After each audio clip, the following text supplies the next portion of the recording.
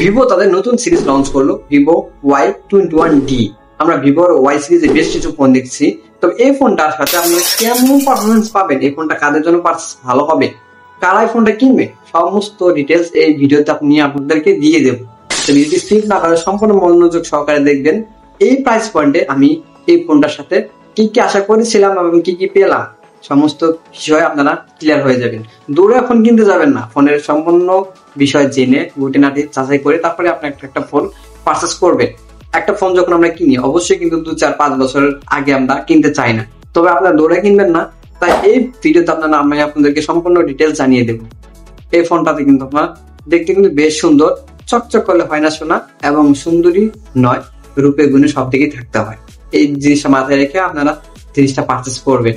তবে এই ফোনটা কিন্তু আপনার প্রাইস পয়েন্টে রাখা হচ্ছে আপনার 18,999 টাকা, যেটা 6GB 128GB স্টোরেজ, এবং হ্যাঁ, যেটা আর একটা ভেরিয়েন্ট পেয়ে যাবেন 8/128, সেটা হচ্ছে আপনার 20,999 টাকা। আমি যদি ভার্চুয়ালি ভাবে ধরি, কিন্তু আপনারা 2 দিক দিয়ে পাবেন, মানে 1 টাকা কম 19,000 টাকায় এবং 21,000 টাকা। তো এই প্রাইস পয়েন্টে এই ফোনটি কারা পারচেস করলে ভালো হবে, কাদের জন্য হবে না, সমস্ত ডিটেলস এই ভিডিওতে আমি আপনাদেরকে দিয়ে দেবো।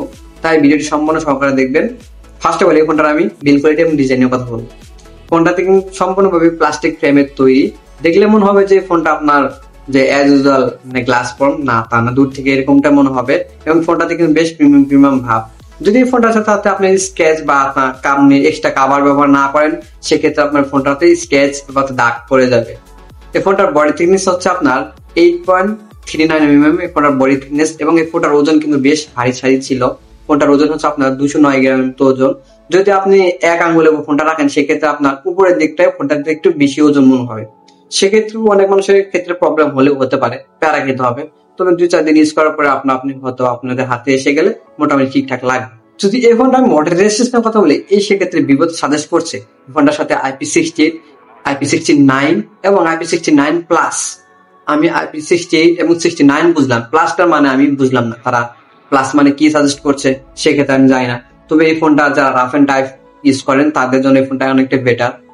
এই ফোনটা দিয়ে আপনারা রাফ এন্ড টাইপ ইউজ করতে পারবেন, আপনারা পানিতে ছবি, সেলফি সব ভিডিও রেকর্ড করতে পারবেন।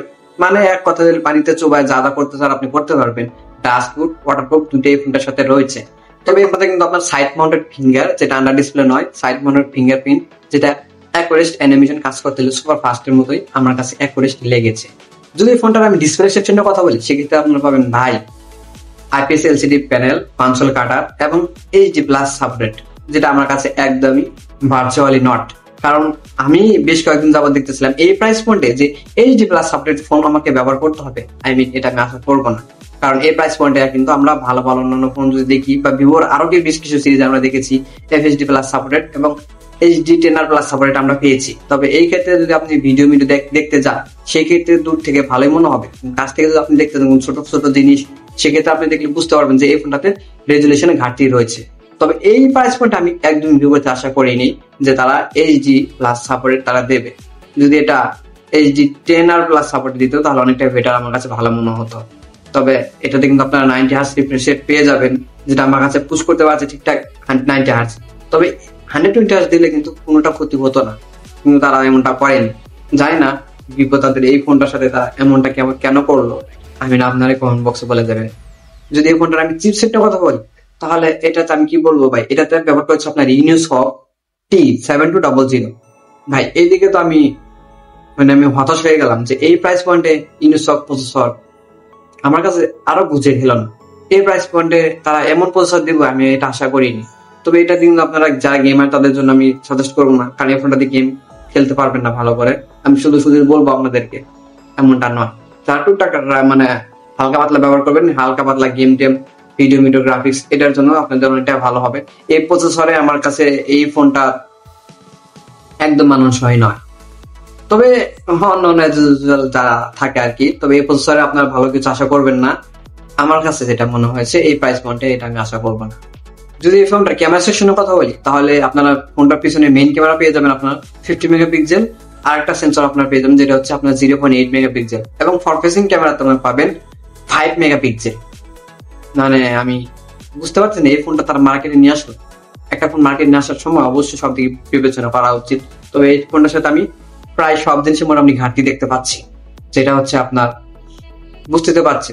তবে এই প্রাইস পয়েন্টে ক্যামেরা সেকশন মোটামুটি ভিডিও ছবি টবি তোলার জন্য হালকা টুকটাক ছবি টবি মোটামুটি তুলতে পারছিলাম আমি, মানে মোটামুটি দেখতে পাচ্ছিলাম। তবে 5 মেগাপিক্সেলের সেলফি ক্যামেরার জন্য মোটামুটি শার্পনেস যেরকম থাকে আর কি, সবগুলাই ছবি তোলার সময় সবগুলো ছবি স্মুথ করে দিচ্ছে আর কি, এরকমটা হচ্ছে। যদি ফোনটার আমি ব্যাটারি সেকশনের কথা বলি, তাহলে এই ফোনটার সাথে ব্যাটারি আপনারা পাবেন 6500 mAh এর ব্যাটারি, যেটা ব্লু গোল্ড ব্যাটারি, তাদের নিজস্ব ব্যাটারি। এবং হ্যাঁ, এটাতে কিন্তু আপনারা 44 ওয়াটের ফাস্ট চার্জিং আপনারা পাবেন, যেটা আমার কাছে সমান খাপে খাপ লাগলো। কারণ যেহেতু একটা 6500 mAh ব্যাটারি, সেক্ষেত্রে একটা ফাস্ট চার্জিং থাকার প্রয়োজন। এমনটি তারাও নিজস্ব ভাবে তারা নিজেদের ওয়েবসাইট দেখে তারা দিয়েছে, যেটা হচ্ছে আপনার 44 ওয়াট ফাস্ট চার্জিং এর। আমার কাছে এটা সমান লাগছে, এটা থেকে আমি কোনো দিব না। তবে হ্যাঁ, এই ফোনটা কিন্তু আপনার দুটি ভেরিয়েন্টে পেয়ে যাবেন, আমি আগে বলেছিলাম 6128 এবং 8128। তবে সব মিলেই আপনারা তো বুঝতে পারলেন যে এই প্রাইস পয়েন্ট আপনাদের কাদের জন্য বেটার হবে, কাদের জন্য বেটার হবে না। কারণ দেখেন, এই ফোনটাতে আমরা 3টে জিনিস ঘাটতি পেয়েছি। প্রথমত ডিসপ্লে ঘাটতি, দ্বিতীয়ত আপনার ফ্রন্ট ফেসিং ক্যামেরার ঘাটতি, তৃতীয়ত প্রসেসরের ঘাটতি। 3টে জিনিস ঘাটতি। তবে তাহলে আপনি ভাবতেছেন যে এই ফোনটা কাদের জন্য বেটার। যারা রাফ এন্ড টাইপ, যারা পানিতে ছবি টবি তোলার জন্য অনেকটা বেটার মনে করেন, সেলফি টেলফি বা ছবি টবি তোলার জন্য, হালকা পাতলা টুকটাক সাধারণ স্যাম্পলি ভাবে ইউটিউবিং করার জন্য, সোশ্যাল মিডিয়া ঘাটাঘাটি করার জন্য, এবং যারা ছবি টবি দেখতে পছন্দ করেন, তাদের জন্য এই ফোনটা অনেকটাই বেটার হবে। এবং এক কথা বলতে গেলে যে যারা নর্মালি ইউজার, তাদের জন্য এই ফোনটা অনেকটা ভালো হবে। আমি তাদেরকে সাজেস্ট করছি, যারা ভালো গেমার, ভালো গেম খেলেন, তাদের জন্য এই ফোনটা না, আমি তাদেরকে সাজেস্ট করবো না।